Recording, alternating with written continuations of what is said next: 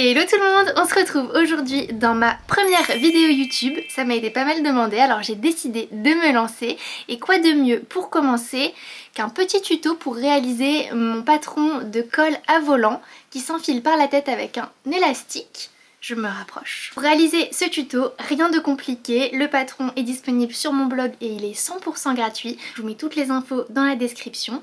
Et puis dans cette vidéo, je vais vous accompagner en pas à pas pour les plus débutantes d'entre vous qui ont besoin d'un accompagnement beaucoup plus détaillé. En attendant de commencer, je vous conseille d'aller découper votre morceau de tissu à l'aide du patron de votre côté. Moi, j'ai déjà le mien, donc on va pouvoir commencer tout de suite. Pour ce tuto, vous allez avoir besoin d'un morceau de tissu coupé grâce au patron disponible sur mon blog, d'un élastique de 2 cm de large, de quelques épingles, d'un ciseau pour pouvoir couper vos fils, d'une épingle à nourrice, ainsi que de quoi mesurer et marquer. On commence par prendre notre morceau de tissu et à le plier dans le sens de la longueur, endroit contre endroit. Lorsque c'est fait, on va pouvoir se munir de notre règle et de notre craie pour pouvoir indiquer de part et d'autre 10 cm. Je me positionne à 10 cm du bord de ce côté. Je mets un repère et 10 cm de l'autre côté et je mets un repère. Une fois que c'est fait, on va pouvoir poser nos petites épingles qui vont nous permettre de maintenir le tissu en place.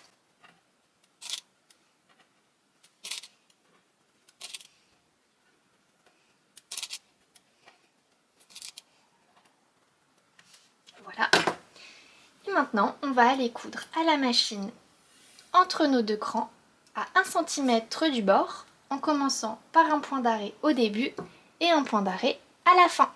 Bon, une fois que c'est fait, ça ressemble à ça. Donc je suis venue également ouvrir la couture au fer. Et donc de part et d'autre, nous avons une ouverture ici et une ouverture ici.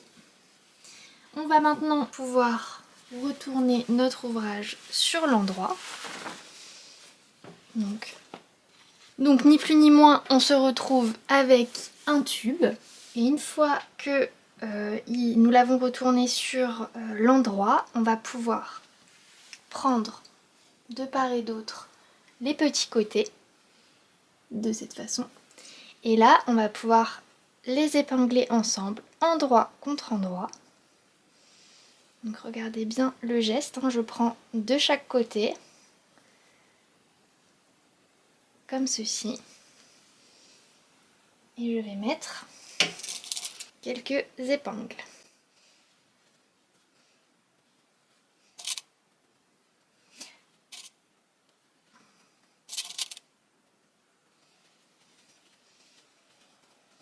Donc on va bien jusqu'au bout, on aligne bien les morceaux de tissu et on n'hésite pas, si on a un tissu qui est un petit peu glissant, un peu fluide, on met autant d'épingles que nécessaire pour se sentir à l'aise, en tout cas dans le passage sous la machine. L'idée c'est pas de se compliquer la vie, ça fait un petit peu plus de boulot d'épinglage. Mais c'est pas grave, au moins le rendu sera nickel. Donc là, voilà, j'en suis là. J'ai posé mes épingles sur tout le tour. Donc ça fait une forme un petit peu arrondie comme ça. Et on va venir coudre tout le long du positionnement des épingles à 1 cm du bord en faisant un point d'arrêt au début et à la fin. Voilà où nous en sommes. Donc là, on a bien notre couture d'assemblage à 1 cm du bord. On va pouvoir retourner. Donc là c'est la magie de la couture qui opère. On va se retrouver avec un rond, un tube qui est fermé, qui forme un cercle tout simplement. Alors là on va venir veiller à ce que la couture d'assemblage du long côté, la première couture que l'on a faite, on va bien la rouler entre nos doigts pour bien l'ouvrir et on va venir la presser au fer pour la maintenir bien pliée comme ceci. Également ça va nous permettre de bien marquer la marge de couture sur le trou que l'on a et que l'on va garder ouvert pour le moment à cette étape. Mais en tout cas, le fait de venir repasser, ça va grandement nous aider. Donc je vais passer du côté du fer et je vous retrouve une fois que c'est fait. Alors, me voilà revenue du fer à repasser. Donc j'ai bien écrasé ma couture qui fait ici tout le tour jusqu'au trou qui est toujours ouvert ici. Et j'ai bien écrasé la marge de couture d'environ 1 cm de chaque côté pour me faciliter tout simplement le point à la main à la fin pour le fermer. Donc désormais je me retrouve avec ce cercle. Ici j'ai le bord avec la couture et le trou d'ouverture et à l'opposé j'ai un bord plié comme ceci. Donc là on va poser notre ouvrage à plat avec la couture verticale vers nous. Donc comme ceci. Maintenant on va prendre notre règle.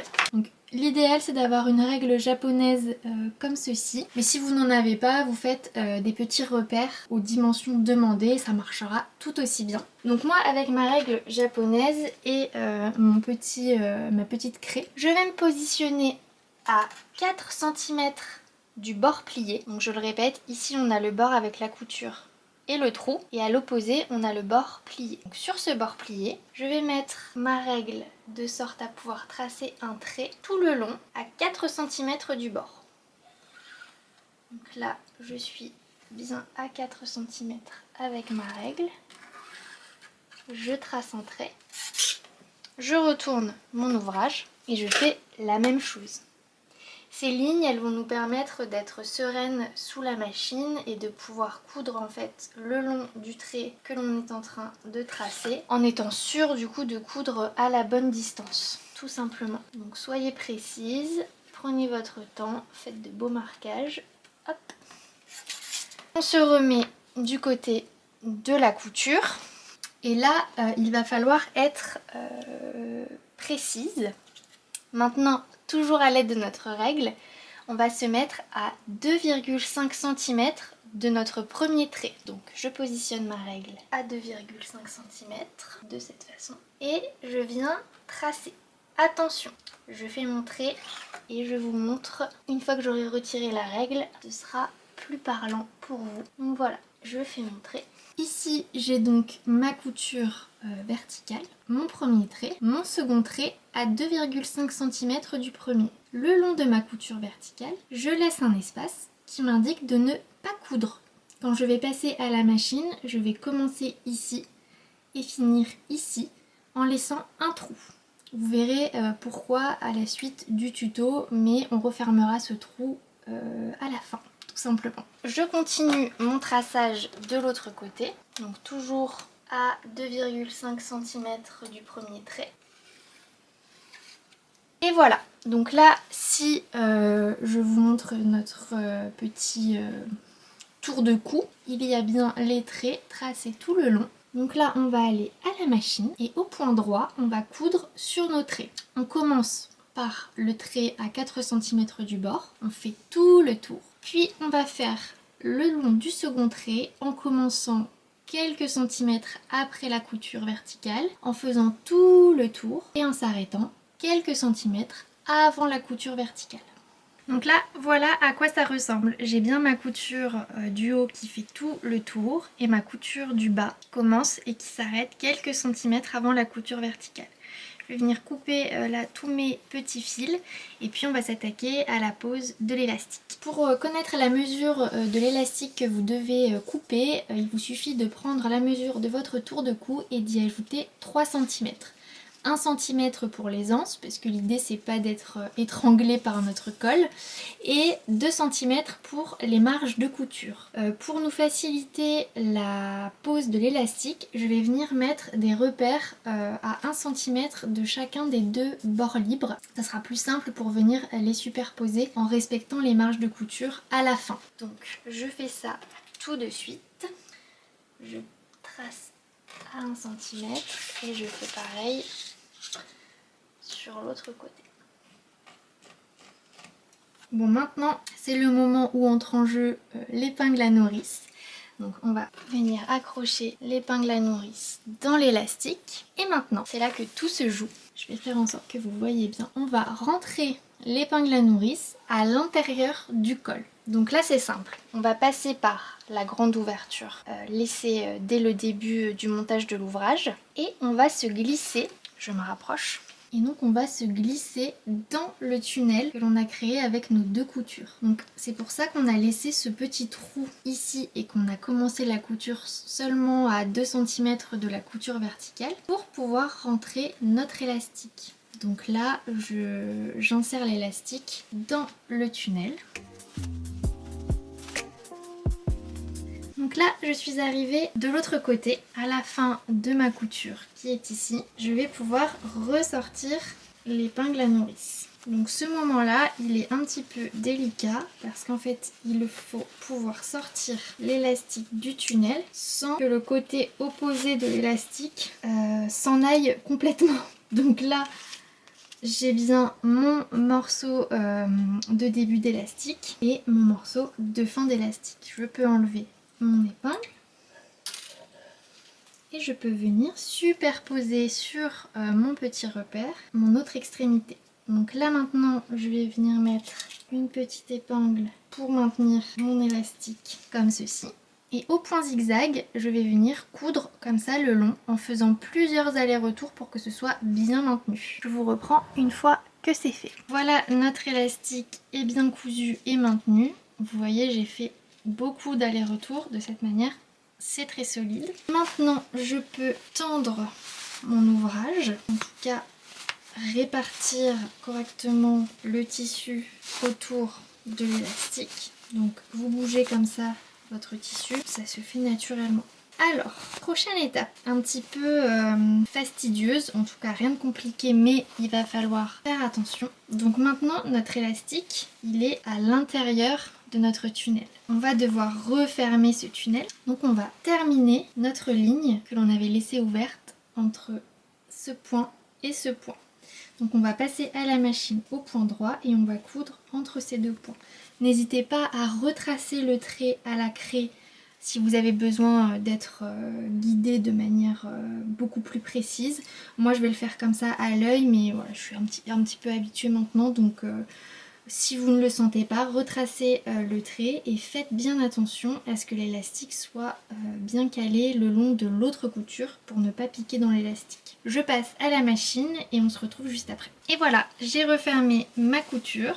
Comme vous pouvez le voir juste ici. Maintenant, je peux de nouveau tendre mon projet pour que l'élastique et les fronces se répartissent bien. Donc vous faites comme ça quelques petits allers-retours. Normalement, ça va se mettre tout seul. Il ne reste plus qu'à fermer votre ouvrage à ce niveau. Alors maintenant, 2 solutions. Soit vous faites une surpiqûre à 1 mm du bord à la machine, soit vous faites un point invisible à la main. Dans un souci de rapidité, je vais faire une surpiqûre à la machine et puis je vous montre le résultat juste après. Et voilà, vous n'avez plus qu'à éplucher votre ouvrage, c'est-à-dire faire le tour de tous les petits fils et tout couper, passer un dernier petit coup de repassage et ce sera déjà terminé. Bon, ça y est, ce tuto est terminé. J'espère qu'il vous a plu et qu'il vous a aidé dans la confection de ce joli petit col à glisser sous vos pulls cet hiver.